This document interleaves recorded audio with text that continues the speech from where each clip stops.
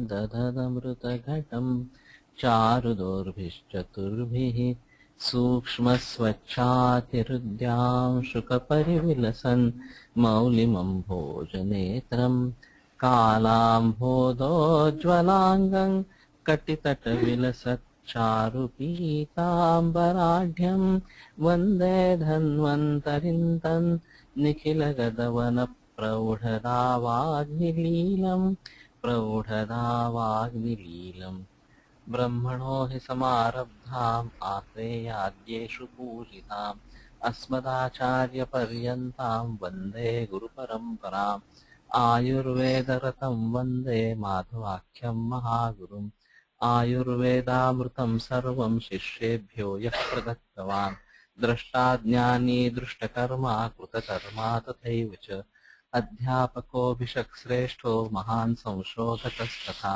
गुणैरेतैः समुदितैः यत्कार्यं प्रतनोति सः समृद्ध्यर्थं हि कार्यस्य वयं नु प्रयतामहे रागादिरोगाः सहजाः समूला येनाशु सर्वे जगतोऽप्यपास्ताः तमेकवैद्यं शिरसा नमामि वैद्यागमज्ञांश्च पितामहादीन्।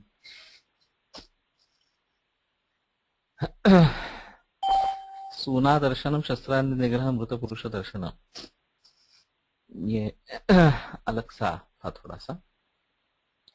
मिथ्या योग व्याधि मुखानाम, मिथ्या योग जो है वो व्याधि को आरंभ करने में सबसे श्रेष्ठ है। कोलटकर जी का एक जो कहना था खास करके कैंसर के बारे में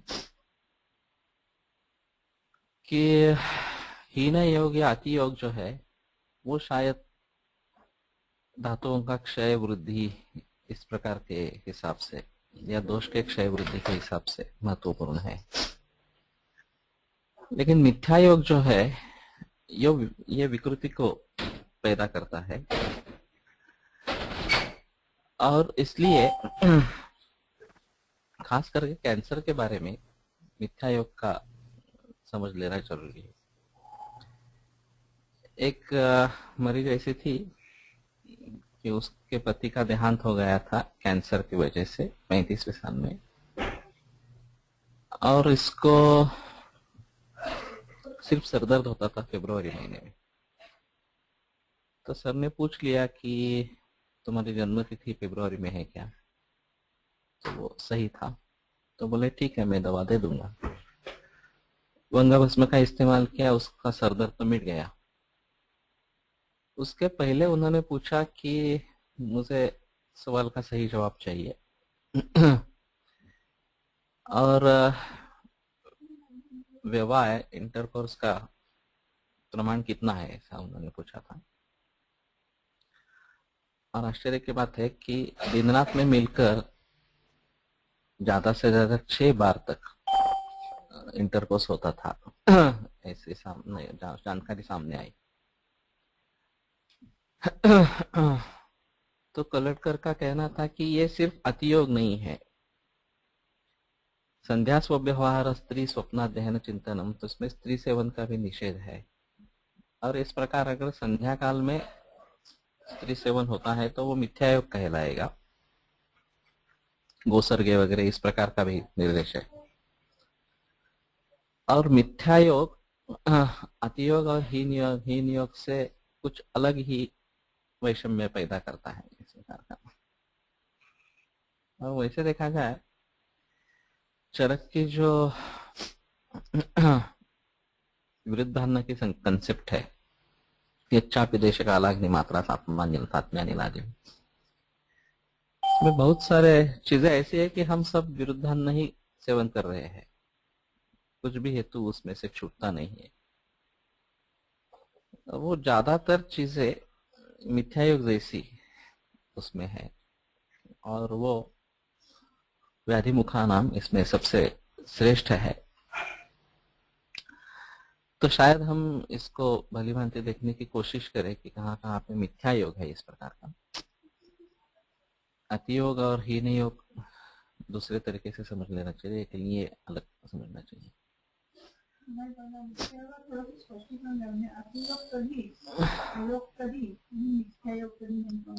ये जो ग्रंथातला आहे ना तो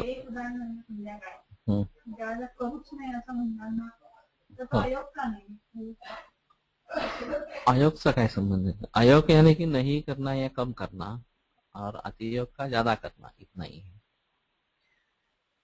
जो वाग्भट में आगे उदाहरण आएंगे उसके उस समय ज्यादा बात हो सकती है। हिनोर्थेनेन्द्रिय से अल्प संयोग स्वेदन हुआ, चक्षुरेंद्रिय का उदाहरण लेते हैं तो गांधारी जैसे बिल्कुल नहीं देखना यह आयोग है, और देखते ही रहना, भले अच्छा हो, प्राकृतिक सीनरी है, फिर भी बहुत ज्यादा देर तक इस्तेमाल करते रहेंगे, आयोग है। बिल्कुल नहीं देखना, ये पट्टी बांध के रखना, ये अयोग है। फिर भी उससे उसकी दूसरी कोई शक्ति बढ़ गई, ऐसा निर्देश है। और फिर दुर्योधन टीवी पढ़ना मिथ्या योग है, क्योंकि जो हलता हुआ है उसमें, जिसमें ग्लेयर है, सूक्ष्म भासुर भैरवम अत्यासन्नाति दूरस्थम, बहुत नजदीक हो बहुत दूर हो, ये सब मिथ्या योग कहलाएंगे। तो भासुर है उसमें भास्वरता है, तो वो मिथ्या योग कहलाएगा। कंप्यूटर का स्क्रीन भी ग्लेयर की वजह से भास्वर है, वो भी मिथ्या योग में समाविष्ट हो जाएगा।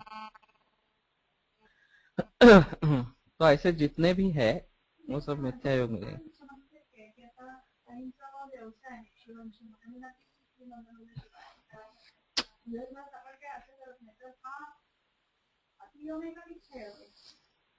वैसे तो मिथ्या योग ही रहेगा अगर सिलाई का ही काम करते हैं और बार बार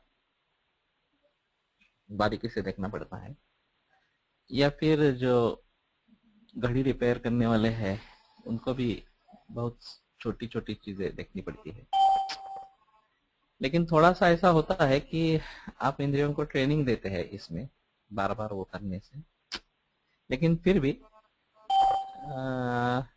ये मिथ्या योग तो होगा ही, और मिथ्या योग का अति योग इस प्रकार का, वो बहुत बार करते रहेंगे तो मिथ्या योग का अति योग होगा, इस प्रकार का होगा, और वो ज्यादा खतरनाक है वास्तव में।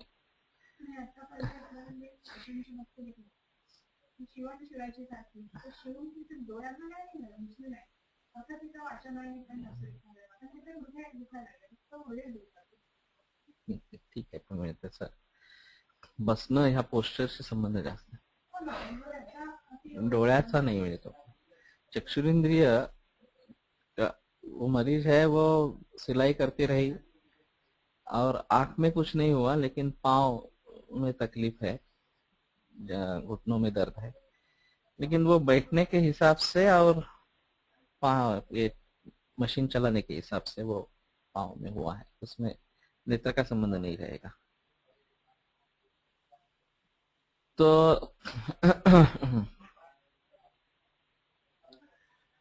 इसी प्रकार जो जो भी मिथ्या योग है वो एक बार देख लेना चाहिए कौन से है, क्या है। उसका विस्तार आगे आया है, सूत्र साथ में आया है, तो वहां पे ज्यादा कोशिश करेंगे। रजस्वलागमनम अलक्ष्मी मुखानाम, रजस्वलागमन अलक्ष्मी के लिए कारण है। वैसे भारत में तो ये प्रचलित नहीं है, लेकिन विदेशों में रजस्वलागमन सेफ पीरियड होने के कारण किया जाता है, ऐसा है। और लोग बताते हैं कि इसमें गर्भधारणा की संभावना नहीं होती, तो कॉन्ट्रासेप्टिव इस्तेमाल करने का प्रयोजन नहीं रहता। और उसके लिए वो सपोर्ट करते हैं, लेकिन ये गलत है। जब जब पढ़ाने का मौका आया है विदेशों में, तो इसके बारे में थोड़ी बात हुई है। तो ये बात ध्यान में रखना पड़ेगा कि ये अपोजिट डायरेक्शन में है, बाहर शरीर कुछ बाहर फेंक रहा है और उससे हम किसी को अंदर भेज रहे हैं, ये गलत तरीका है।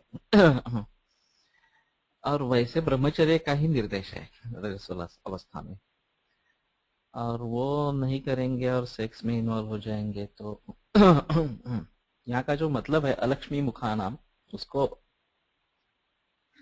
देखना पड़ेगा।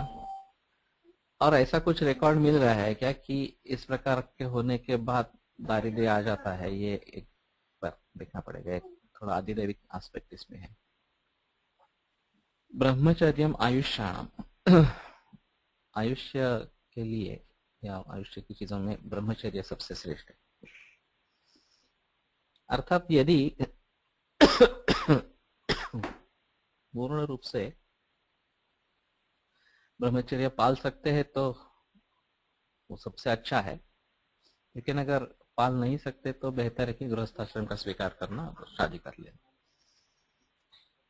परदार गमनम अनायुष्याणाम, दूसरा के पत्नियों का संबंध आना इस प्रकार का, ये अनायुष्य करने वालों में सबसे अहम है।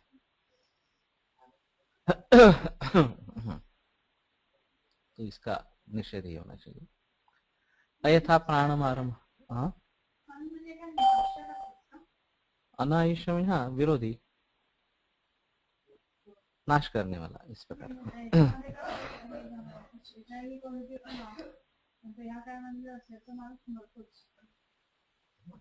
लेकिन ऐसा है, हाँ HIV पॉजिटिव या एड्स के लोग जरिए जो लोग मरते हैं वो इसमें अनायुष्याणाम परदार गमनम इसमें ले सकते हैं, लेकिन वेश्या व्यवसाय ये बहुत पुराने जमाने से चलता आ रहा है। वो परदारा है ऐसा भी नहीं है, फिर भी वो अच्छा नहीं है, ये तो सही बात है। ये तो व्यभिचार होता है परदारा विगमनम इस प्रकार का, और वो आयुष्य का नाश करने वाला, अनायुष्य करने वालों में सबसे श्रेष्ठ है। वास्तव में अभी एड्स का फैलाव न हो इसलिए नीतिमत्ता का उपदेश होना जरूरी है, लेकिन उल्टा है कि गवर्नमेंट भी निरोध का प्रचार करती है। सेफ सेक्स होना चाहिए इसका प्रचार करती है, ऐसा नहीं बताते कि मैरिड एक्स्ट्रा मैरिटल सेक्स होना ही नहीं है इस प्रकार का। वही वास्तव में सही तरीका है इसके बारे में। अशा रीतीची प्रकरणे हेतू असतील तर हेतू प्रत्येनिका काय करावे? पापकर्मे हेतू असतील तर हेतू प्रत्येनिका काय करावे?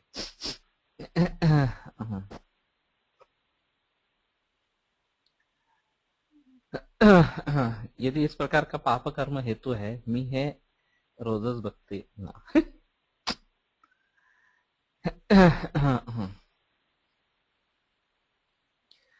पापकर्मासाठी शांती म्हणून काय करता येईल हा एक जरा वेगळाच इशू है। हेतु प्रत्येनिक चिकित्सा के हिसाब से क्या कर सकते हैं ये भी थोड़ा सोचना पड़ेगा। ब्रह्मचर्य ही शायद उसका उत्तर रहेगा।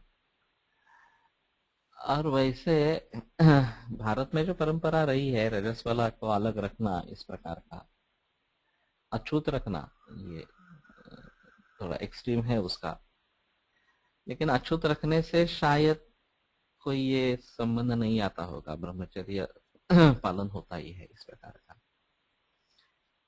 और कुछ हद तक इसका पुनरुज्जीवन वास्तव में आवश्यक है। खास बात है कि बालाजी तांबे के आश्रम में, कामशेट में, वो फॉरिनर्स हो या कोई भी हो, भारतीय औरत हो, भोजन के समय तुम्हें दिखाई पड़ेगा कि विमेन इन मेंस्ट्रुएशन उनका एक अलग टेबल बनाया है, वहां पे जाकर उनको खाना खाना है इस प्रकार से। तो मैं एक दफा गया था तो कोई आदमी मेरे साथ में था, वो बोला तो अभी लेडीज को डिक्लेयर करना पड़ेगा कि मैं मेंस्ट्रुएशन में हूँ तो मैं अलग से खाना ली इस प्रकार से। मैंने कहा हाँ यहाँ के नियम है। वर्षेकर भावे औषध बनाते हैं तो वो छुट्टी दे देते हैं, पेड छुट्टी उन औरतों को जो वहां पे काम पे आती है, अगर मेंस्ट्रुएशन है तो काम पे आना ही नहीं उनको 4 दिन उनको तनख्वाह चालू रहेगी और छुट्टी रहेगी, इस प्रकार की। तो ये कहीं कहीं होगा इस प्रकार का। लेकिन एडवर्टाइज वगैरह ये सब तो है, वो तो क्या कुछ भी हम खेलकूद भी करें इस अवस्था में इस प्रकार के एडवर्टाइजमेंट्स हैं, तो ये सरासर सभी गलत ही चीजें हैं। तो शायद ब्रह्मचर्य के बारे में प्रसार प्रचार हो जाए, और कम से कम जो शुरुआत की स्टेज है ब्रह्मचर्य आश्रम की, उसमें तो इसके बारे में बताया जाए।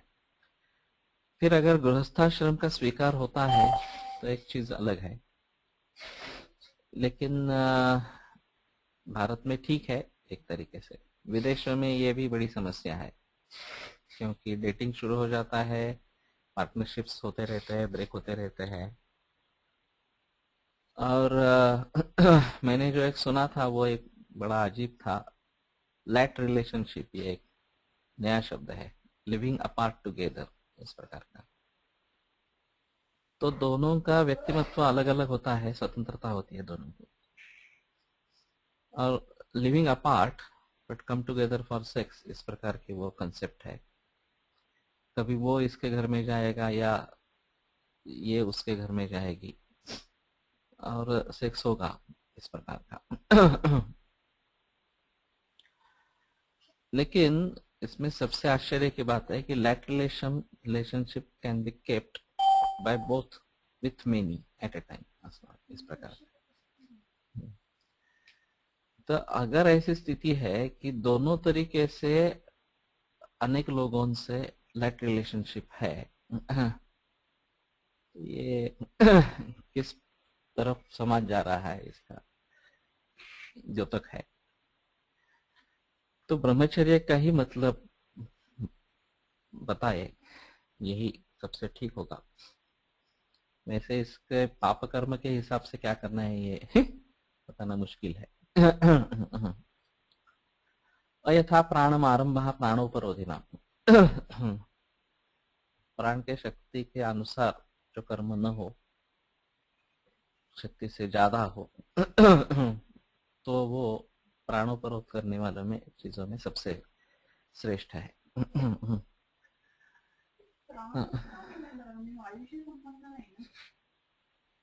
छोटे प्राण वायू पैकी आहेच ना, त्याची नाही डायरेक्टली।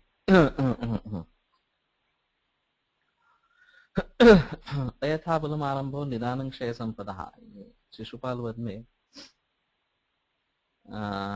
माघ ने लिखा है, और वो संवाद है एक्चुअली। तो वो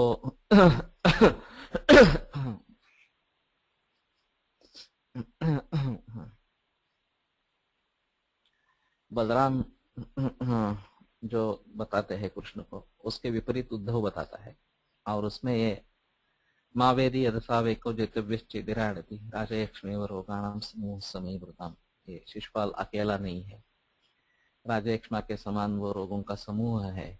और अयथा बलम आरंभ, अगर तुम्हारी उतनी तैयारी नहीं है तो निदान क्षय संपदा, ये क्षय संपदा के निदान के लिए हेतु होता है, क्षय संपद का क्षय का हेतु होता है इस प्रकार। तो इसमें प्राणोपरोध का भय है, वो नहीं करना है इस प्रकार। विषादो रोग वर्धनानाम, ये एक सबसे अहम चीज है कि विषाद डिप्रेशन, ये रोगवर्धन करने वालों में सबसे अहम है।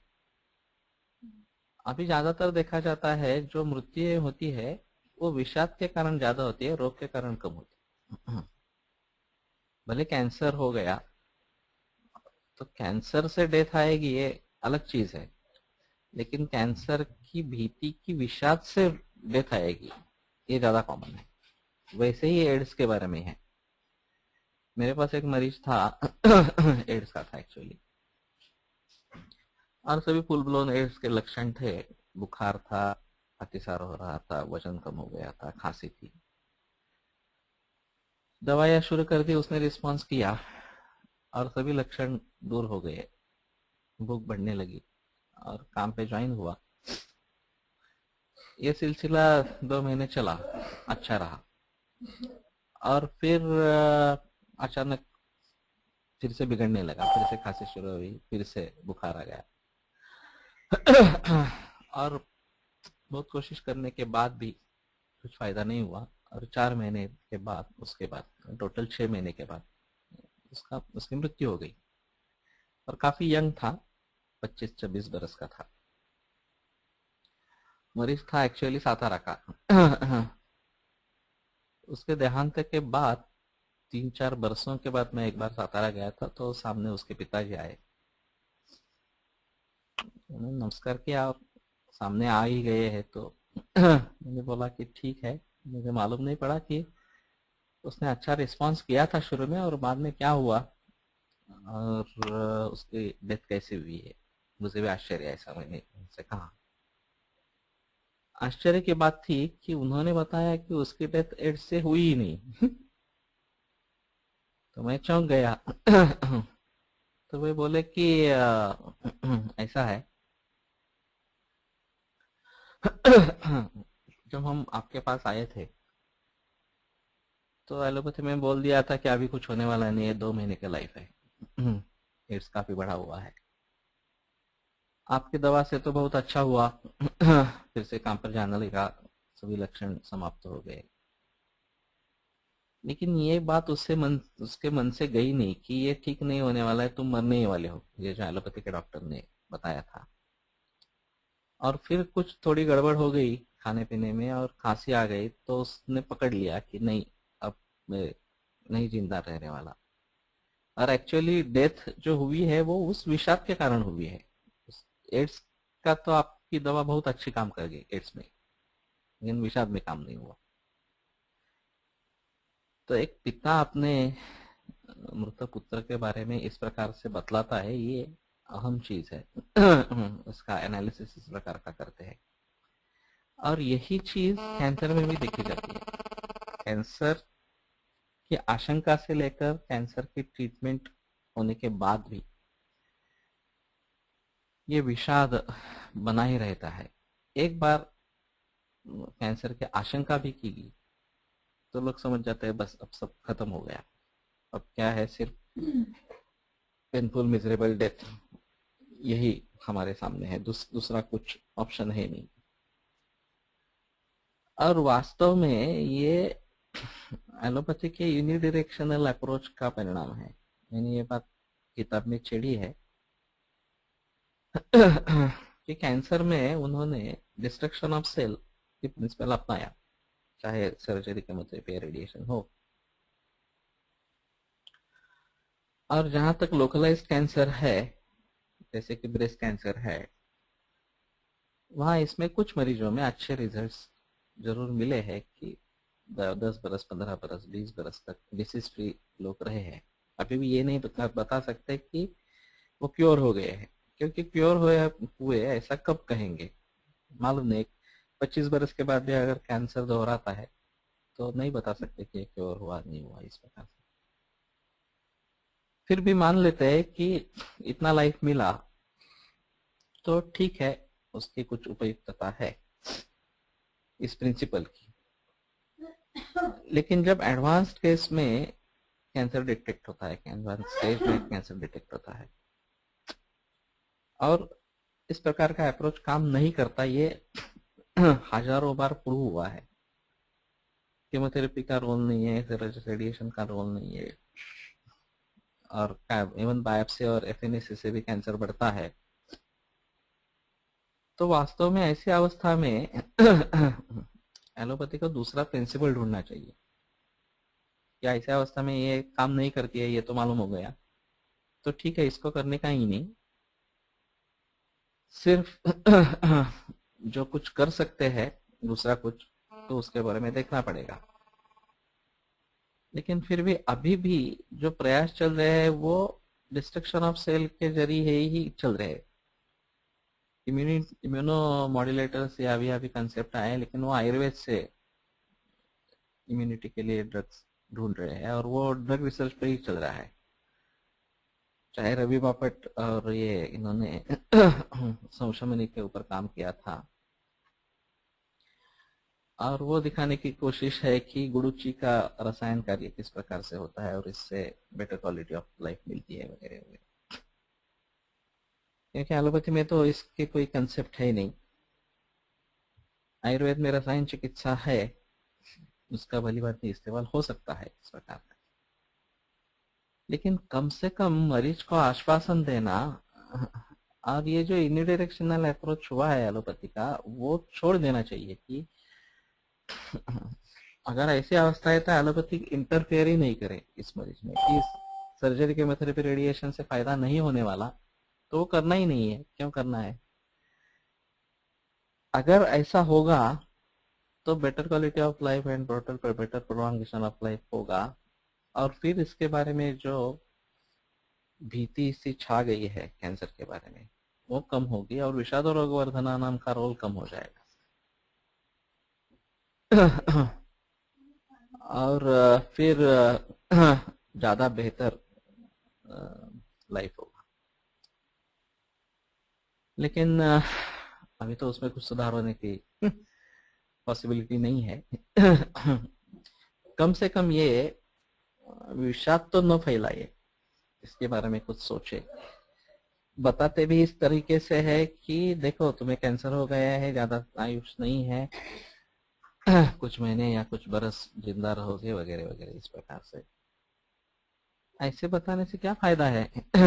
वास्तव में इसमें जो विषाद पैदा होता है वो उससे भी जल्दी उसको मार देता है। और हम समझते हैं कि नहीं, वो कैंसर से मृत्यु हो गई। तो ये ज्यादा ध्यान में लेना जरूरी है। कम से कम मरीज का हौसला बढ़ाए, इस प्रकार से होता है तो भी बहुत अच्छा रहेगा। Please mute your. हर्ष प्रीणना नाम। प्रीणन करने वालों में हर्ष श्रेष्ठ है सबसे। हेलो,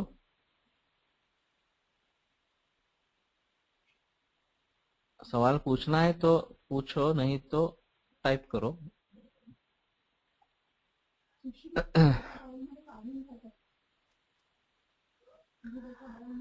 एक वैद्यक सप्ताह नाम की जो मराठी में किताब है, वो मेडिकल नेमेसिस नाम के इवान इलिच के किताब पर आधारित है।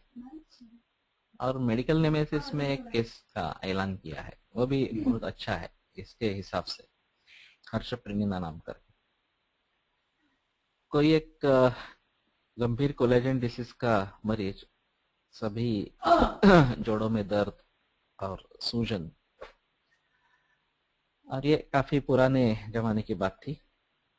तो उसको ट्रीटमेंट के जरिए 26 एस्पिरिन और 12 ऑक्सीफेनबुटाजोन, ये ट्रीटमेंट चल रही थी। फिर उसने बहुत सारे डॉक्टरों से बातचीत की। सभी का ये कहना था कि ये गंभीर कोलेजन डिसीज है, और उन डॉक्टरों में से किसी भी डॉक्टर ने किसी मरीज को ठीक होते हुए देखा नहीं था, और बचने के चांसेस 500 में एक है, ऐसा उनका कहना था। तो ईएसआर इसका 106 था। नहीं, 118 था, 106 भी नहीं, 118 था। तो इसने फिर सोच लिया कि चिंता, शोक, दुख वगैरह से बीमारियां बढ़ती है, उसको दूसरा भी काउंटर एक्शन नहीं है क्या? हर्ष, प्रीति वगैरह से रोग कम नहीं होते क्या? तो उन्होंने पहली चीज की कि हॉस्पिटल से डिस्चार्ज ले लिया और एक होटल में आकर ठहरे, और एक नर्स रखी, और वो पुराने जमाने के प्रोजेक्टर से हाथ से चलाने वाले। तो उससे लॉरेल हार्डी और ये चार्ली चैपलिन ऐसे पिक्चर देखना शुरू किया। उनका कहना था कि इट वर्कड। एक 10 मिनट वो हंसते थे तो एक 2 घंटे के लिए नींद आती थी, वेदना रहित नींद आती थी, और ये सार में गिरावट आती थी, और वो फिर से बढ़ता नहीं था, 5 से अंकों से गिरावट आती थी। तो फिर ये चलने के बाद उन्होंने समझ लिया कि अभी मैं वेदनाओं के ऊपर काबू पा रहा हूँ। उन्होंने किताबों में पढ़ा कि इसके लिए विटामिन सी ये दवा है और एस्पिरिन से विटामिन सी का नाश होता है। तो उनको पक्का पता लग गया कि ये तो मुझे खड्डे में ही डाल रहे हैं। वास्तव में विटामिन सी देना जरूरी था, वो नहीं दिया था, और एस्पिरिन दिया था, वो विटामिन सी का नाश करने वाला है। तो पेशेंट की हालत दिन ब दिन बिगड़ती ही जाएगी, सुधरने को कोई चांस ही नहीं है। फिर एक डॉक्टर को उसने विश्वास में ले लिया और कहा कि मैं अभी विटामिन सी शुरू करना चाहता हूँ। तो बोले ठीक है, कितना लेना है? तो उसने कहा कि 3 ग्राम का डोज है मैक्सिमम। तो मरीज ने खुद कहा कि मेरा इतना विटामिन सी कम हो गया है कि 3 ग्राम से मुझे कहा, मैं 10 ग्राम से शुरू करूंगा। तो डॉक्टर ने बताया कि विटामिन सी का एक्सेस डोज होने पर उसका किडनी पर बुरा परिणाम होता है। तो इसने कहा मुझे तो अभी जिंदा रहना है या फिर किडनी, इस प्रकार का सवाल है, तो मैं इसी प्रकार से करूंगा। और 10 ग्राम से शुरुआत करके उसने 2.5 ग्राम हर रोज बढ़ाया, और 7वें दिन 25 ग्राम तक डोज बढ़ाया, और फिर पहले बार उसको बिना कोई वेदना वो अंगूठा हिला सका। सूजन पूरी उतर गई, और फिर आगे वो पूरा सुधर गया। अब मैं हॉर्स राइडिंग करता हूँ, स्विमिंग करता हूँ, वगैरह वगैरह इस प्रकार।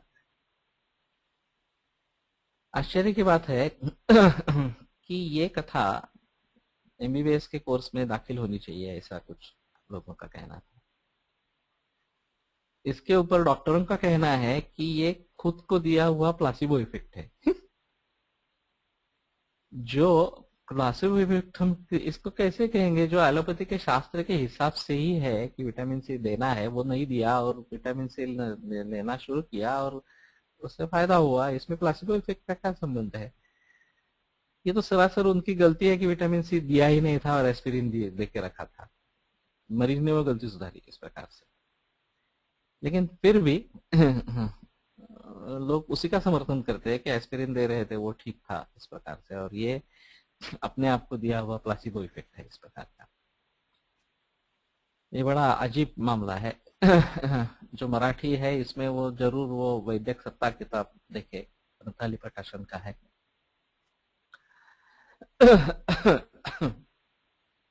लेकिन ये बात ध्यान में, हर्ष प्रीणनानाम, हर्ष से प्रीणन होता है, ये सबसे अहम चीज है।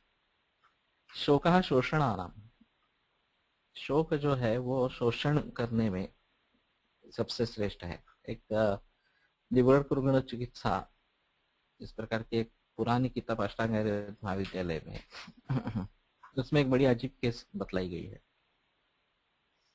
कि कोई सुख वस्तु संस्थानिक खाना पीना विलास करना, और फिर उसके जरिए स्थौल्य और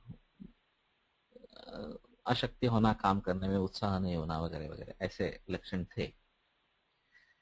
बहुत सारे वैद्यों से इलाज करवाया, सभी लोग आकर कुछ सुवर्ण वगैरह ऐसा कुछ बताते थे, पैसे लेते थे, फायदा नहीं होता था। फिर विदेश से कोई एक वैद्य आया तो उनको बुलाया गया। तो उसने सब देखा, तो बोला कि ठीक है, मैं तुम्हें 75 दिन में ठीक कर दूंगा, और पैसे अभी कुछ नहीं ले लूंगा, बाद में ले लूंगा। तो संस्थानी को बड़ा आश्चर्य लगा कि सभी तो पहले ही पैसे मांग लेते थे, ये बता रहा था कि मैं बाद में पैसे लूंगा। तो बोले ठीक है। तो उसने बताया कि लेकिन मुझे तुम्हारी जन्म पत्री देखनी है। जैसे उसने जन्म पत्री देखी, उसका मुंह उतर गया। बोला क्या मेरा कम नसीब है।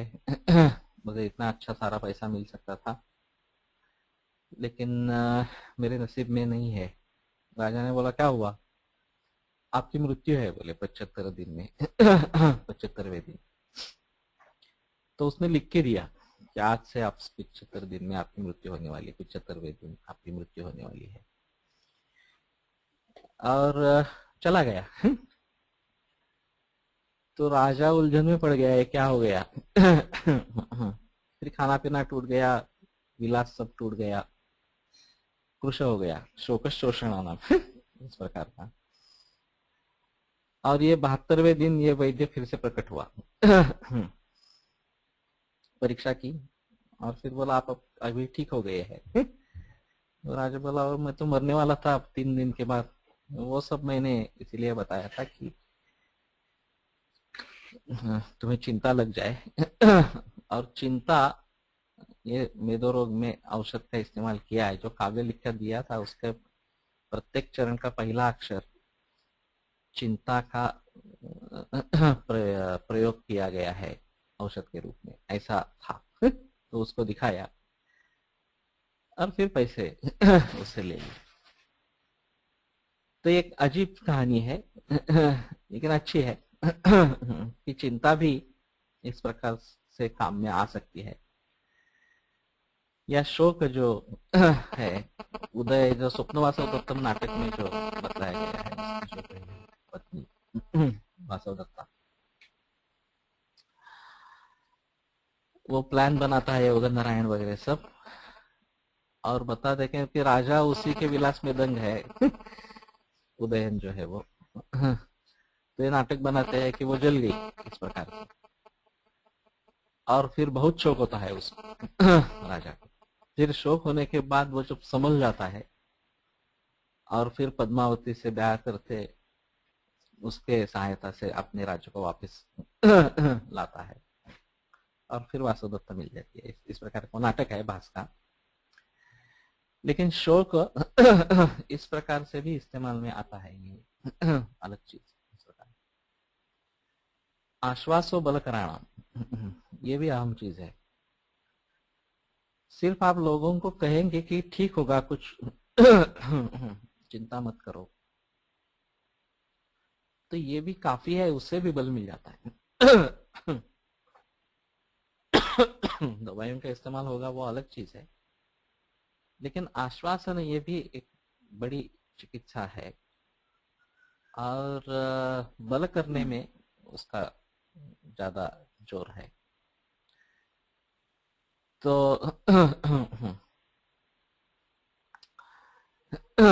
इसका भली भांति इस्तेमाल होना चाहिए हौसला बढ़ाने के लिए। हौसला कम से कम टूटे नहीं, इसके बारे में तो होना ही है। मैं बहुत बार कहता हूँ कि I shouldn't be alive, man versus wild, ये जो डिस्कवरी चैनल पे आते हैं वो भी देखने का मरीज को उसकी सलाह दी जाए तो बेहतर है। आई शुडंट बी अलाइव, इसमें जब कोई भी मार्ग नहीं दिख रहा हो, ऐसी अवस्था में भी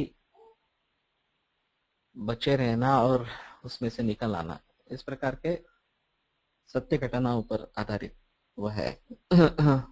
तो फिर उससे हौसला तो बढ़ता है कि देखो इस अवस्था से भी लोग बाहर आए हैं, तो मेरी अवस्था तो मामूली है। इस प्रकार के अगर आई शुडंट बी अलाइव ये एलोपैथी में नहीं हुआ था और बाद में आयुर्वेद की चिकित्सा ले ली और उसमें से निकल आए, ऐसे हमारे जो अनुभव है वो अगर इसके जरिए, अगर टीवी के माध्यम के जरिए ट्रू स्टोरीज करके सामने आएंगे तो एक माहौल बदलेगा, और वो पूरा डॉक्यूमेंटेशन के साथ होना है। इस प्रकार का बताया गया था, इस प्रकार के रिपोर्ट थे, और ये बताया गया था कि नहीं अभी आयुष 15 दिन का है, 1 महीने का है, 2 महीने का है, और आयुर्वेद की दवा किया और फिर ऐसा ऐसा हुआ।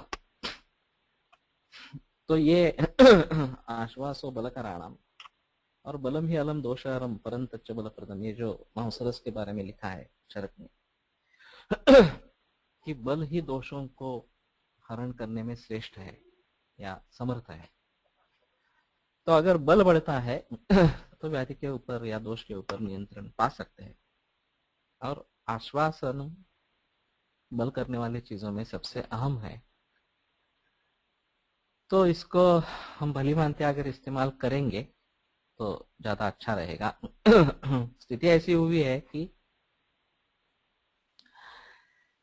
टीवी पर इस प्रकार का प्रोग्राम होना अगर हो सकता है किसी भी जरिए, तो एक बड़ी सीरीज इससे खड़ी हो जाएगी।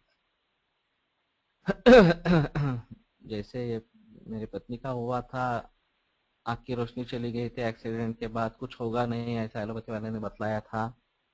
हम आयुर्वेद की थे तो हमने आयुर्वेद के उपचार किए, जलों का उच्चारण किया और उसके बाद दिखने लगा, और फिर बाकी सब करके वो वापस आ गई दृष्टि इस प्रकार से।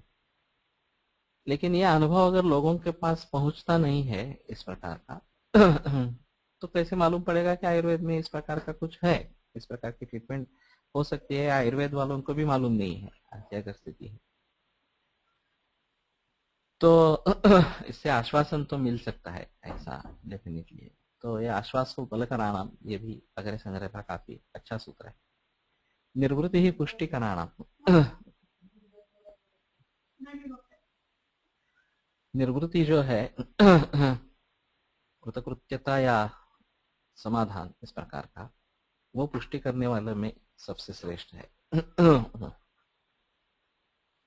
जो शिकायत करते रहते हैं कि कुछ भी खाओ कैसे भी करो लेकिन पुष्टि होती नहीं है, इसमें कई कारण हो सकते हैं। आम का निर्माण होना एक अहम चीज है, अग्नि के हिसाब से खाना नहीं है तो। लेकिन कई मरीजों में ये भी पाया जाता है कि उनको समाधान ही नहीं है किसी चीज में, और समाधान किस चीज में है ये उनको भी पता नहीं है। वो सोचने की चेष्टा भी नहीं करते कि मेरा समाधान किस चीज से होगा और उस समाधान के लिए मुझे कुछ करना है। अगर वो समाधान होता है,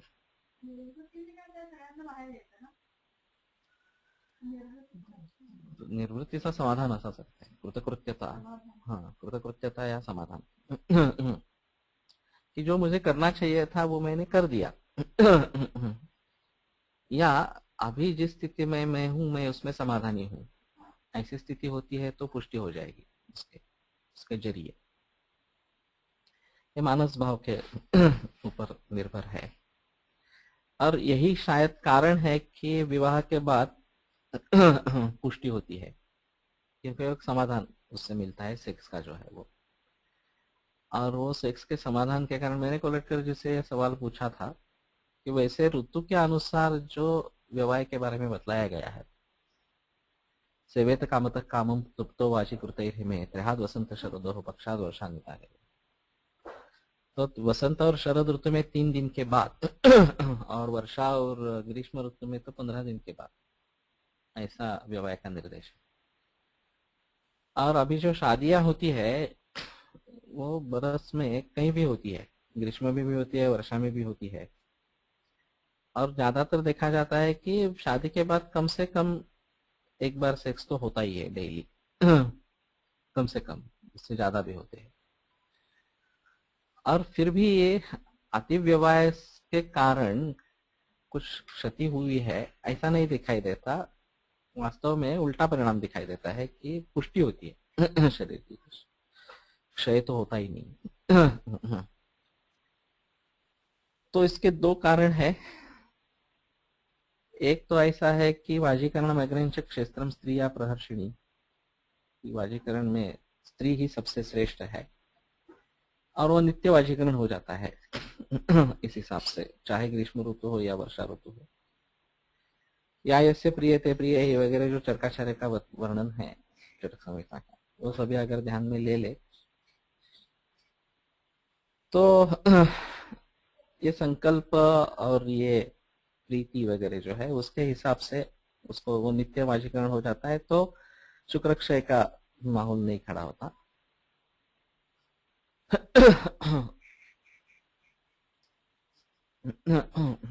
और दूसरा उसमें जो समाधान मिलता है ये इसके जरिए, वो पुष्टि करने में सबसे श्रेष्ठ है।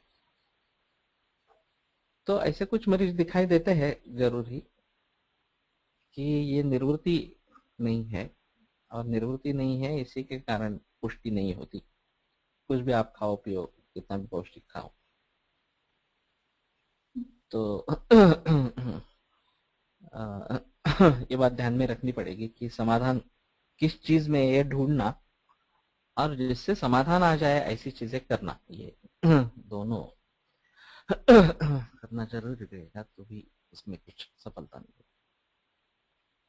और पुष्टि ही स्वप्न कराना, उसके आगे पुष्टि है तो स्वप्न निद्रा उसमें ज्यादा आएगी, इस प्रकार का। तो स्वप्न करने वाली चीजों में पुष्टि सबसे श्रेष्ठ है। तो अपने आप निद्रा आती रहेगी। स्वप्न तंद्री का नाम। और इस प्रकार से सोते रहेंगे तो तंद्रा आएगी, आलस्य बढ़ जाएगा, तमोगुण का प्राधान्य बढ़ेगा, इस प्रकार का। तो उसमें फिर ये व्यायाम वगैरह करना है ताकि तंद्रा कम हो जाए। सर्वरसाभ्यासो बलकराणम। सर्वरसाभ्यास बलकर चीजों में सबसे श्रेष्ठ है। देखा जाता है कि मधुर अम्ल लवण कटु इन रसों का ज्यादा सेवन होता है, तिक्त कषाय का बहुत ही कम होता है। एक्सट्रीमिस्ट जो है वो तिक्त और कषाय, तिक्त रस का भी बहुत ज्यादा सेवन करते हैं। ये दोनों तरीके गलत है। षड्रसम मधुर प्रायम, मधुर प्राय होना चाहिए, लेकिन षड्रस का होना जरूरी है। अभी तिक्त रस का इस्तेमाल कितना होना है, कम होना है, ये देखना पड़ेगा। लेकिन यहाँ पूना में कुंताम्बेकर वैद्य थे, पासोडिया वेठोरा के नजदीक, वो रस चिकित्सक थे। और कोलटकर जी ने कुछ काम बतलाया था, उनको कुछ कागज देना था, मैं उनके यहाँ पहुंचा, तो उसके सामने एक मरीज बैठा था, उसको प्रतिशय की शिकायत थी। बार बार प्रतिशय होता था। तो वो उसको बता रहे थे, तुम ऐसा है मधुर अम्ल लवण इन तीन रसों का बहुत ज्यादा सेवन कर रहे हो, इसके वजह से कफ बढ़ रहा है, तो अभी ये सब छोड़ दो और कटु तिक्त कषाय इन रसों का सेवन करो। और तिक्त रस के सेवन के हिसाब से उन्होंने संशमनी वटी बतलाई थी उस समय। नहीं तो करेला वगैरह ऐसा हर रोज खाना है, इस प्रकार का। मेथी या करेला। आपको जो बता रहे थे उसमें बिल्कुल लॉजिक था कि ये रसों का ज्यादा सेवन कर रहे हैं और कटु तिक्त कषाय ले नहीं रहे, इस प्रकार से अगर है तो ये दिक्कत वाली चीज होगी। अग्रे should be one only. How बलकराणा। अग्रे आर टू, आश्वासन, श्वास एंड सर्वरस अभ्यास।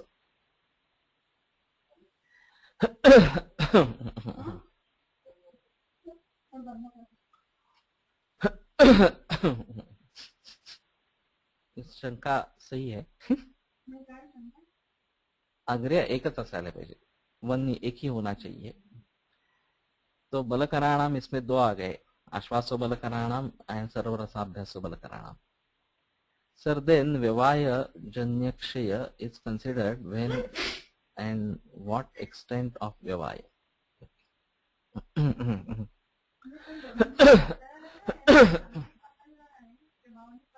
वही एक थोड़ा सा ऐसा रहेगा, उसका एक विहार के संबंध में है। एक या आश्वासन ये शायद साइकोलॉजिकल स्तर पे है, और सर्वरसाभ्यास ये फिजिकल स्तर पे है। तो इसमें से ये बात उभर आती है कि किस स्तर पे कौन सा ज्यादा अच्छा है, ये भी एक देखना पड़ेगा। अगर बलकर में ही दो आए हैं तो इसके बारे में सोचना पड़ेगा। एंड उसी के जरिए औषधों में हम क्या इस्तेमाल करेंगे, ये भी शायद हो सकता है कि बल करने वाले औषधों में सबसे श्रेष्ठ क्या है, इस प्रकार का अगर कुछ कहीं रेफरेंस मिलता है। औषध, अन्न, विहार, ये तीन मेजर कैटेगरीज है, इस प्रकार से अगर देखते हैं तो। लेकिन अच्छा यह पॉइंट आउट किया कि बलकर दो है और अग्रय एक ही होना चाहिए, तो शायद ये इसके पीछे लॉजिक होगा। और विवाहजन्य क्षय is considered when and what extent of विवाह। जब लक्षण दिखाई देते हैं शुक्र क्षय के, बागेवाड़ीकर जी ने जीवक में एक केस बतलाई थी। और मरीज की तकलीफ थी कि मेढल धुबायती वचन, धुआं जैसे निकलता है और खून आता है कभी कभी। उसका डायग्नोसिस एलोपैथी में हो नहीं रहा था। इन्होंने बताया ये तो एक शुक्रक्षयी ही है। शुक्र चिरात प्रसिचेत शुक्रम शोणितमेव तोदोत्यर्थमृषाणे और मेढन धुमायती वचन। और रोगी संस्कृत का अच्छा जानकार था, तो उसको सूत्र बताया गया कि ऐसा ऐसा सूत्र है, तो बोला हाँ यही है, बराबर है, अति व्यवहार ही उसका कारण था। और फिर वो बंद करके शुक्रवर्धक दवाइयों का इस्तेमाल हुआ तो ठीक हो गया।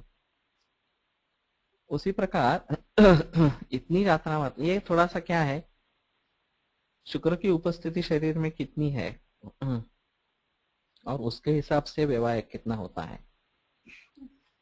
इसके ऊपर उसका क्षय होगा, कितना होगा, कैसे होगा, ये निर्भर रहेगा। और वैसे जो वाजीकरण अग्रिम क्षेत्रम स्त्रिया प्रहर्षिणी, ये जो है, ये नित्य वाजीकरण अगर पुरुष हो जाता है तो शायद शुक्र क्षय के लक्षण दिखाई भी नहीं देंगे। मैंने एक मरीज को देखा था 70वें बरस में भी, वो कह रहे थे कि नहीं नहीं, इसको जो समाधान मिलता है वो उससे नींद अच्छी आती है। तो ये अगर उनका मानना है और उसको क्षमता है उसमें, तो ये एक अलग चीज। एक दूसरा जोक भी है इसके बारे में कि ऐसे एक 70-75 वर्ष का बूढ़ा शादी करना चाहता है तो कोई सलाह देता है कि ठीक है, अगर इस उम्र में तुम शादी करना चाहते हो तो एक यंग सेक्रेटरी भी रखो। तो बाद में पता चलता है कि उसकी वाइफ प्रेग्नेंट हो गई। तो वो पूछते हैं अच्छा अच्छा ठीक है, प्रेग्नेंट हो गई, बड़ी अच्छी बात है, लेकिन वो सेक्रेटरी का क्या हुआ? तो बताते वो भी प्रेग्नेंट है। तो कुछ मरीज इस प्रकार के रहेंगे। तो शुक्र की वृद्धि होने के कारण अतिस्त्री कामता वृद्धम शुक्रम शुक्राश्मरी में भी इस प्रकार का भी देखा जाता है। इस प्रकार के भी मरीज दिखाई देते हैं कि अतिस्त्री कामता ये लक्षण बना ही रहता है, चाहे 60 हो, 70 हो, 80 की उम्र हो वगैरह। और शुक्र क्षय होने के कारण कुछ व्याधियां निर्माण हो गई हो, इस प्रकार के भी मरीज दिखते हैं। तो ये शायद देखना पड़ेगा, बाकी सब कारणों को देखना पड़ेगा। और रियली अगर शुक्र क्षय हो रहा है तो फिर विवाह के बारे में बतलाना जरूरी पड़ेगा, ब्रह्मचर्य के बारे में बतलाना जरूरी पड़ेगा इस प्रकार। एक रसाभ्यासो दौर्बल्य अरोचक अन्यतम दोष प्रकोप कराणाम। एक रसाभ्यास दौर्बल्य अरोचक और अन्यतम दोष प्रकोप इस करने में सबसे श्रेष्ठ है। तो मैं जब दूध के ऊपर मरीज को रखता हूं तो वो सिर्फ मधुर रसाभ्यास हो जाता है। और वैसे ग्रंथों में षण्मासान क्षीर वृत्ति ये उदर रोग में बताया गया है, तो 6 महीने तक केवल दूध के ऊपर रखना है। तो उसी का आधार लेके 6 महीने तक दूध पर रखना है, ऐसा हम करते हैं। फिर बाद में दूध रोटी, दूध चावल इस प्रकार का शुरू करते हैं, और फिर घी का तड़का देके मूंग दाल शुरू करते हैं, और फिर बाकी सब्जियों का इस्तेमाल करते हैं, और फिर बाकी रस उसमें आ जाते हैं। ये बेहतर है। लेकिन एक रसाभ्यास दौर्बल्य आरोचक अन्यतम दोष प्रकोप कराणाम, ये भी ध्यान में रखना चाहिए। और वैसे भी मधुर रस का अभ्यास हो तो ठीक है, दूध तो उसमें अहम चीज है, उसमें कोई प्रॉब्लम नहीं है। लेकिन सिर्फ तिक्त रस का, सिर्फ कटु रस का इस प्रकार का अभ्यास करेंगे तो दिक्कत पैदा होगी उसमें। ऐसा तो देखा नहीं जाता। लेकिन एक रस का ज्यादा इस्तेमाल करते हैं, इस प्रकार का है। तो एक रसाभ्यास ये भी ध्यान में रखना जरूरी पड़ेगा। और वैसे भी गर्भावस्था है, बालकों में भी 6 महीने तक मातृ पिबेत संयम इसी प्रकार का है। और फिर आगे क्रीड़न मोदक से लेकर धीरे धीरे बाकी रसों का उसमें प्रयोग आ जाता है। तो ये सब ध्यान में रखना पड़ेगा इस प्रकार से। एक रसाभ्यास गर्भशल्यम आहार्याणाम।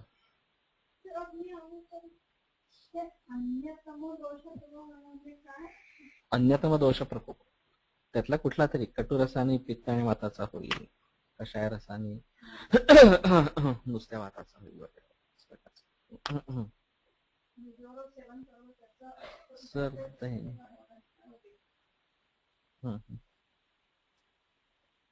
इसमें और कुछ सवाल पूछे गए हैं क्या? हाँ, आलोचक नहीं आलोचक।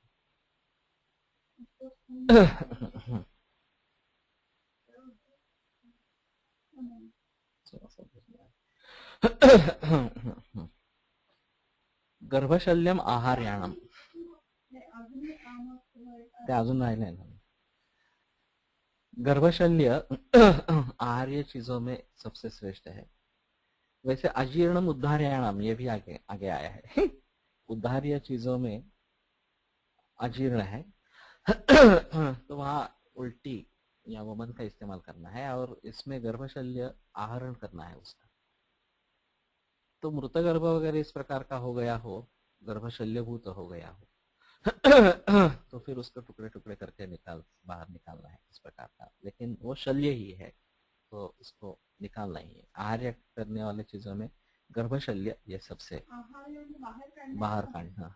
आहरण आहरण अग्नि आम स्तंभ शीत शूल उद्वेष्टक प्रशमनाना। आम स्तंभ शीत शूल और उद्वेष्टक प्रशमन में अग्नि सबसे श्रेष्ठ है। शायद पिंडिकोद्वेष्टन में इसका कुछ इस्तेमाल करेंगे। साक्षात अग्नि का ही निर्देश है। अग्नि कर्म को ले सकते हैं, नहीं तो अग्नि को बढ़ावा देने वाली चीजें इसमें सोच सकते हैं। अजीर्ण उद्धार्याणाम आम स्तंभ शीत शूल उद्वेष्टक इसके प्रशमन के लिए अग्नि है इन सभी के।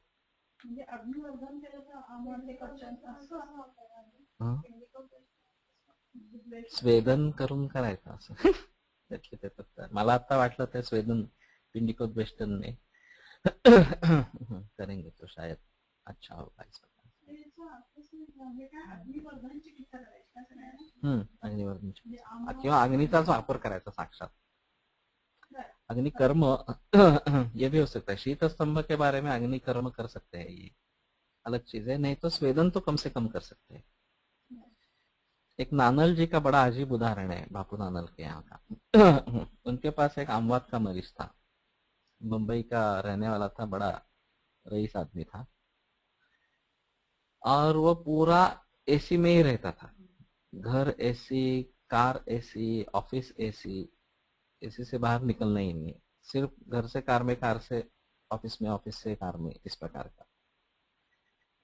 और दूसरी एक अजीब चीज थी वो बड़े प्रशंसा के साथ कह रहा था कि मेरे घर में 2 बड़े रेफ्रिजरेटर है। तो सहजता से नानल जी ने पूछा कि इसमें क्या करते हो? तो बोले कि एक में तो तरकारी वगैरह रखता हूँ सब्जियां, और दूसरे में कपड़े रखता हूँ। ये मैंने एकमात्र उदाहरण देखा है कि आइस कोल्ड कपड़ों का इस्तेमाल करता था, कपड़े फ्रिज में रखकर वो पहनता था। आमवात का मरीज था। फिर नानल जी ने उसको कहा ये सब एसी बीसी सब बंद कर दो, स्वेदन करना है पूरे शरीर को वगैरह। उनमें काफी इम्प्रूवमेंट हो गई। और फिर वो वापस चल पड़े। तो नाटक देखने की इच्छा हुई, नानल जी से कहा। तो नानल जी ने कहा कि ठीक है, अगर देखना है तो भरतनाट्य मंदिर में देखो, बाल गंधर्व में मत देखो। उस समय ये दो ही थे बाकी नाट्य मंदिर में ही थे। इसके कारण था कि बाल गंधर्व एयर कंडीशन है और भरतनाट्य मंदिर एयर कंडीशन नहीं है। फिर भी वो बाल गंधर्व में गए। और रात को 12 साढ़े 12 बजे जब नाटक खत्म हुआ तो स्थिति ऐसी हुई कि वो जकड़ गए वहां पे। स्तंभ हो गया। फिर रात को 12 बजे उनको फोन किया कि ऐसा ऐसा है कि अब मैं उठ नहीं पा रहा हूँ। तो उन्होंने कहा कि मैंने पहले ही तुम्हें बताया था कि ये नहीं करना है तुम्हें। फिर हॉट वाटर बैग वगैरह ऐसे कुछ लेके जाकर उनको थोड़ा सेक किया तो फिर वो सांधे हिलने लगे फिर से, सांधे जो है जोड़ो, और फिर वो घर पहुंच सके। तो शीत स्तंभ इसके निवारण के लिए अग्नि का इस प्रकार का इस्तेमाल होना है। तो ये अच्छा उदाहरण है इस प्रकार का। बालो मृदु भेषजार्हाणाम, मृदु भेषज अर्ह में बाल सबसे श्रेष्ठ है। वैसे जो भी सुकुमार है उन सभी के लिए मृदु भेषज का ही इस्तेमाल होना चाहिए। वैसे स्त्रियों में भी मृदु भेषज का ही इस्तेमाल करना चाहिए ऐसा बताया गया है। लेकिन बाल उसमें भी और सुकुमार है। और कितने उम्र का है ये भी देखना पड़ेगा, कुछ दिनों का है तो और भी उसमें उसके बारे में देखना पड़ेगा। नहीं तो सबसे बेहतर तरीका इनडायरेक्ट मेडिसिन, माता को दवाइयां दे दे और फिर वो स्तन्य के जरिए बालक तक पहुंच जाए, ये बेहतर है। वृद्धो याप्यानाम, याप्य विकारों में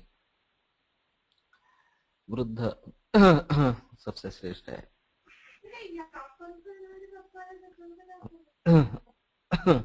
यापन करना यानी कि स्थिति को बना के रहना, बिगड़ने नहीं देना, इतना ही।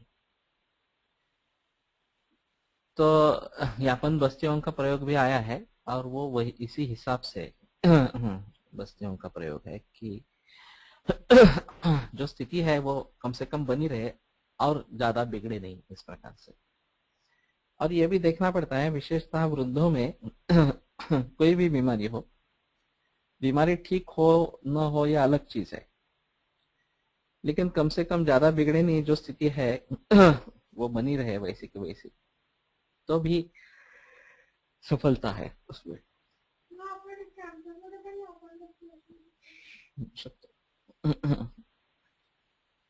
कैंसर में भी आपन बस्ती का इस्तेमाल हो सकता है इस प्रकार का। अभी मैं भी इस्तेमाल में ला रहा हूँ इस प्रकार का। केमोथेरेपी के दरमियान, केमोथेरेपी करने से पहले स्नेहपान करे, यापन बस्ती करे, और दो केमोथेरेपी के बीच में यापन बस्ती करे, तो बल टिका रहता है, यापन होता है बल का, इस प्रकार का। अभी मैं कर रहा हूँ। और सिर्फ ऐसा होता है कि वो पहले से ही त्रस्त रहते हैं केमोथेरेपी जब चालू रहती है, बीच में करने के लिए ज्यादा मरीज तैयार नहीं होते हैं। एक बार उसका अनुभव ले लिया और उससे फायदा होता है, केमोथेरेपी अच्छी भली भांति सह सकते हैं ये मालूम पड़ गया, तो फिर करने के लिए तैयार है। तो दूसरा सवाल अर्थात पैसों का भी है। वहां केमोथेरेपी में इतना खर्च हो रहा है और यापन बस्ती में भी खर्च करना है, ये भी एक चीज होती है उसके बारे में। लेकिन कन्विंस करेंगे तो लोग करते हैं और फायदा होता है। तो यापन इस प्रकार का होना जरूरी है। गर्भिणी तीक्ष्ण औषध व्यवाय व्यायाम वर्जनीयाना, तीक्ष्ण औषध व्यवाय और व्यायाम इसका वर्जन करने के लिए गर्भिणी ये श्रेष्ठ है। वास्तव में जो वाग्भट में जो निर्बंध बताया गया, अति व्यवाय माया संभारम प्रावरणम गुरु, इस प्रकार का, इसमें अति व्यवाय का निर्देश है। तो व्यवाय का निषेध है ही ऐसा नहीं है वास्तव में। लेकिन इस सूत्र के आधार पर कह सकते हैं कि नहीं हो व्यवाय, यही वर्जनीय है उसमें।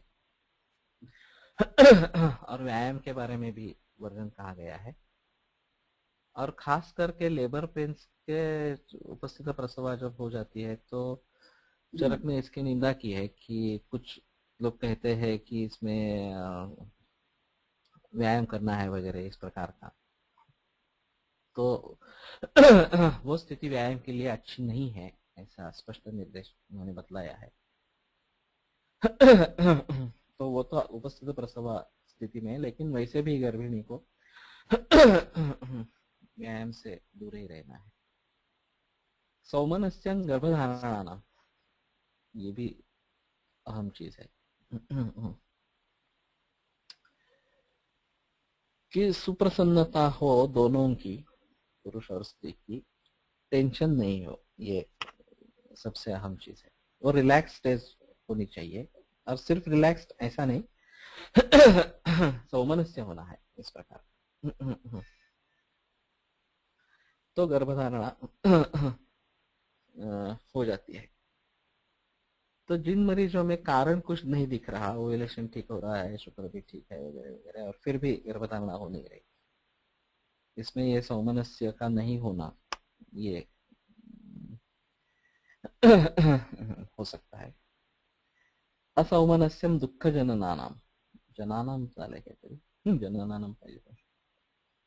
असौमनस्य जो है वो दुख जनन करने वाले में सबसे श्रेष्ठ है। नहीं है तुमच्याकडे?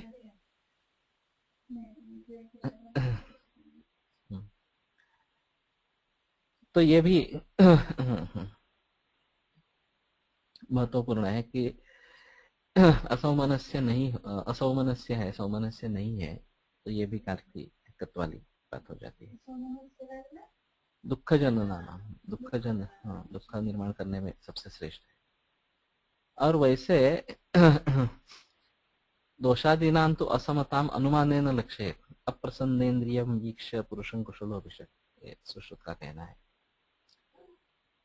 कि दोषादि का वैषम्य, अप्रसन्नेन्द्रिय अगर आदमी है तो समझ लेना है कि दोष वैषम्य है इस प्रकार का है। तो वो असौमनस्य दुख जनन करने में सबसे अहम चीज है। संधिपात और दुष्चिकित्सा नाम, दुष्चिकित्सीय चीजों में संधिपात सबसे अहम है, श्रेष्ठ है।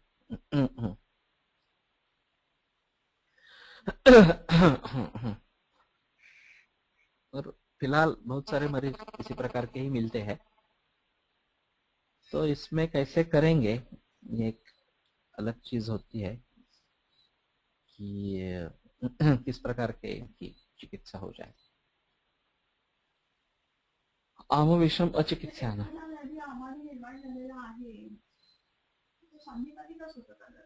असं काही नाही आहे। संधिपात तथा पुनः मिथ्याचारात वगैरह वगैरह संधिपात के हेतु तो अलग से बताए गए। वाग्भट निदान स्थान पहले अध्याय में वात पित्त और कफ के हेतु बतलाए गए हैं। पर्वताश्लेषात वगैरह, ग्रहे जन्मर्क्ष पीडनात, मिथ्या योगाच विविधात, पापानांच निषेवनात वगैरह वगैरह, सारे संधिपात के हेतु बतलाए डायरेक्टली। शायद हम हेतुओं का, घातियों को गौर से देखे, और ये संधिपात का ही हेतु डायरेक्टली है या सिर्फ एक दोष का है, दो दोषों का है वगैरह वगैरह, थोड़ा देखकर करेंगे तो शायद, और लक्षणों को देखकर संधिपात है या नहीं है इसके बारे में सोच सकेंगे। आमविषम अचिकित्सा नाम, आमविष अचिकित्सा करने में, अचिकित्सा चीजों में सबसे अहम है। तो आम है इसके कारण उष्ण चिकित्सा चाहिए, और विषय इसके कारण शीत चिकित्सा चाहिए। दोनों का दोनों को सेटिस्फाई करना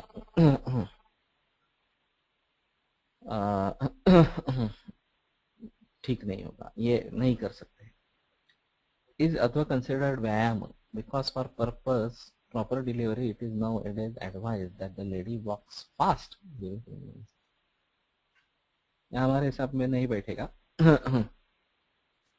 सुख संक्रमण शायद हो सकता है, लेकिन फास्ट वॉकिंग तो नहीं बता सकते। इसमें भोजन के बाद संक्रमण का निर्देश है, उक्त्वा पदशतम गच्छेत, इस प्रकार का 100 पद जाए, इस प्रकार से। लेकिन वो लीजर वॉक इस प्रकार का है। ब्रिस्क वॉकिंग व्यायाम में आता है। तो मैं सुझाव देता हूं कि सुबह या खाली पेट ब्रिस्क वॉकिंग करो, व्यायाम है इसे। और शाम को खाना खाने के बाद टहलने के लिए जाओ। अद्भुत व्यायाम ही है ये, उसमें संदेह नहीं है। सिर्फ ऐसा होगा कि शरीरायास जनकं कर्म व्यायाम समझेंगे, ये व्यायाम की व्याख्या है। जिससे भी शरीर में आयास निर्माण होगा वो व्यायाम ही कहलाएगा। वो सौम्य होगा, रिगरस होगा, ये अलग चीज है। तो ब्रिस्क वॉकिंग जो है वो तो रिगरस व्यायाम हो जाएगा। और संक्रमण रूप जो होगा, भोजन के बाद लीजर वॉक करेंगे तो वो व्यायाम होगा, ऐसा नहीं है कि व्यायाम नहीं होगा, लेकिन ठीक है। उतना चलता है इस प्रकार से, या उससे फायदा होता है थोड़ा सा, तो उतना ही करेंगे तो चलेगा। लेकिन ब्रिस्क वॉकिंग तो नहीं बताएंगे, ये मालूम नहीं यहाँ पे भी बताते हैं या नहीं बताते। आयास हो तो सिर्फ खड़े रहने से भी आयास होता ही है, ऐसा है थोड़ा सा। ये लेवल 1 है। हाँ, एक्चुअली आयामो विविधोंगानाम व्यायाम इति कृत्वा, ये भी दूसरा है। तो आयाम होना, विस्तार होना, इस प्रकार सा। तो जिन मसल का विस्तार होगा, एक्सटेंशन, तो उसमें व्यायाम होगा, उन मसल्स में व्यायाम होगा, इस प्रकार का होगा। बाकी में नहीं होगा। चलना, सूर्य नमस्कार या फिर स्विमिंग, तैरना, इन सभी में बहुत सारे मसल्स इन्वॉल्व हो जाते हैं, और ये सभी अच्छे व्यायाम कहलाते हैं, क्योंकि विविध प्रकार से आयाम होता है उसमें। सिर्फ खड़े रहने से कुछ ही मसल्स को इसमें आयाम रहेगा, ऐसा रहेगा, लेकिन वो भी फिर भी व्यायाम ही कहलाएगा। तो आयास और आयाम, ये दोनों चीजों को ध्यान में रखना चाहिए व्यायाम के बारे में। तो फिर इसके बारे में बता सकते हैं। 7:30 बज चुके हैं।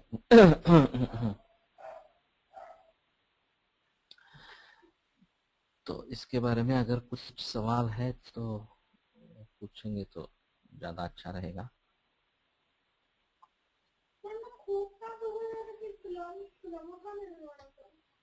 थकवा येणारच की। ज्यादा देर खड़े रहने से वो आयाम तो है ही, ऐसा नहीं है कि आयाम है ही नहीं, लेकिन ठीक है इस प्रकार।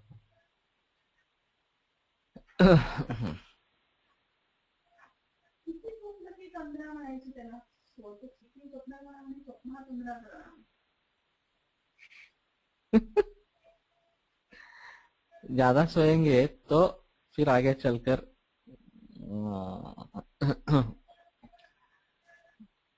स्वप्न तंद्रा, उसमें तंद्रा में परिवर्तित हो गया, तंद्रा आती रहेगी इस प्रकार।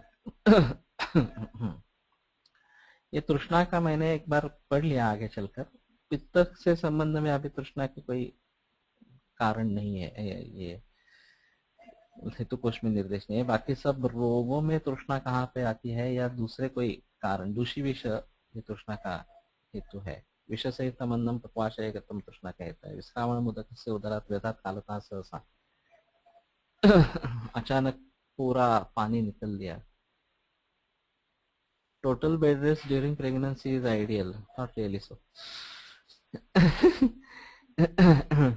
क्योंकि उसमें ऐसा है, हाँ, कि अगर वो सह नहीं सकती है तो ही करना उचित है। एक बिरबल की कहानी है, बिरबल और अकबर की, कि वो राजा और कोई घूमने जाते हैं, और कोई देखते हैं कि औरत प्रसूत हो रही है, और फिर वो प्रसूत हो जाती है, और तुरंत प्रसूत हो जाती है, और फिर बहता पानी होता है निर्जर का, वहीं पे धो लेती है अपने आप को। और फिर काम पे चल पड़ती है। तो देखने के बाद राजा बोलता है ये औरत इस प्रकार से कर सकती है तो हमारी रानियों के लिए इतना सब क्यों करना है इंतजाम। बोलता है नहीं कुछ भी नहीं करना है। जो प्राकृतिक है वो सब तो छोड़ दो। तो बीरबल करता है कि ठीक है, जो भी महल में पेड़ पौधे लगाए हैं, वेल वगैरह जो है, उनको सब पानी देना छोड़ बंद कर देता है मालिक के वजह से जरिए। वो सब जब सूख जाते हैं तो राजा पूछता है ऐसा क्यों हुआ। तो बताया, बीरबल ने बताया। तो बीरबल सवाल जवाब देता है कि देखो वो अरे बाप रे, आंखें में रहा था। वैसे जंगल में भी पेड़ पौधे उगते हैं, उनको कौन पानी डालता है। तो वो जैसे डिलीवरी जैसी बात है। तो कहने का मतलब है कि जिनको इस प्रकार की आदत ही है, बिल्ल वगैरह ऐसे जो वनवासी है, तो वहां ठीक है, उनको वैसे ही आदत है, उनको कुछ नहीं होगा। वो काम करती रहेगी, प्रसूति तक काम करती रहेगी और प्रसूति के बाद भी तुरंत काम करती रहेगी। लेकिन शहरों में जो रहने वाली औरतें हैं ये वो नहीं कर पाएगी, सहन नहीं कर पाएगी। तो वो देखने का अंतर है। Can you please interpret how हस्तमैथुन एंड विवाह विथ रिलेशन टू वाजीकरण। If advice is व्यायाम and it is agreed to avoid, then why not? व्यायाम, advice व्यायाम and it is agreed to avoid, bed rest. हाँ हाँ, आप तुम बेड रेस्ट के बारे में कह रहे हो।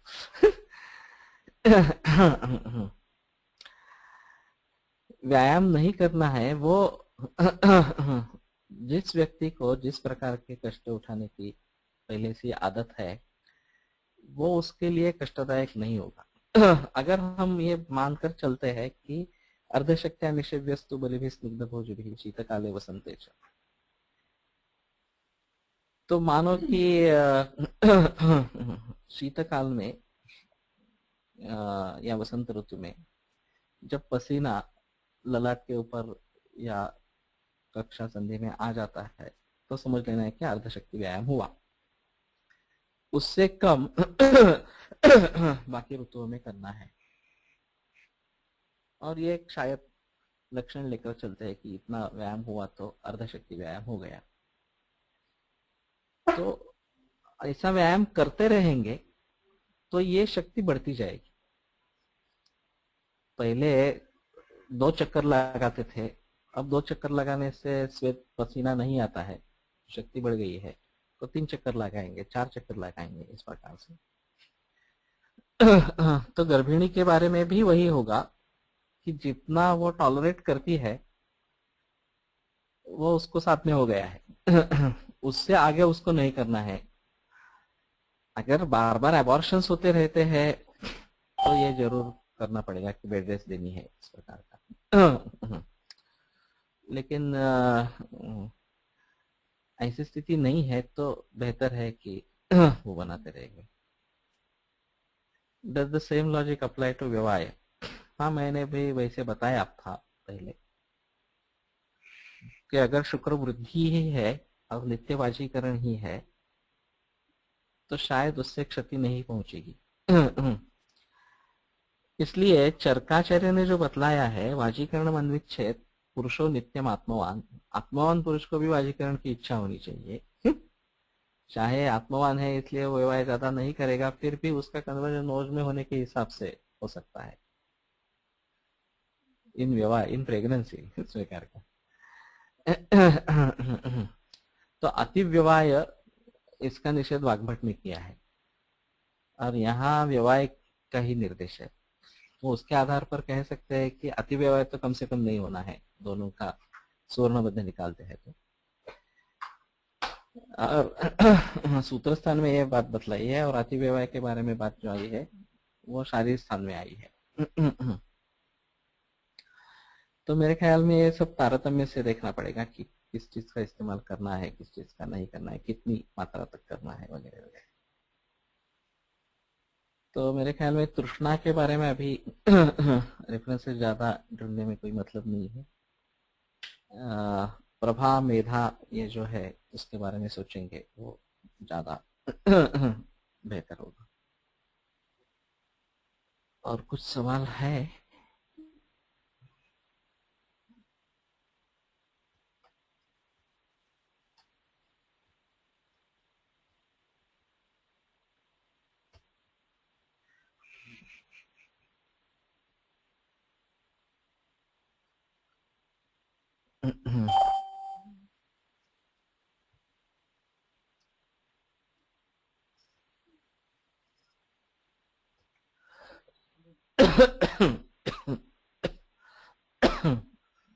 सो सोमवार को मिलते हैं। आयुर्वेद प्रकांडो निगदित इह हि शल्यतंत्र प्रधानः शीर्षेभ्यः शाश्वतोऽयं निखिलजनकृत्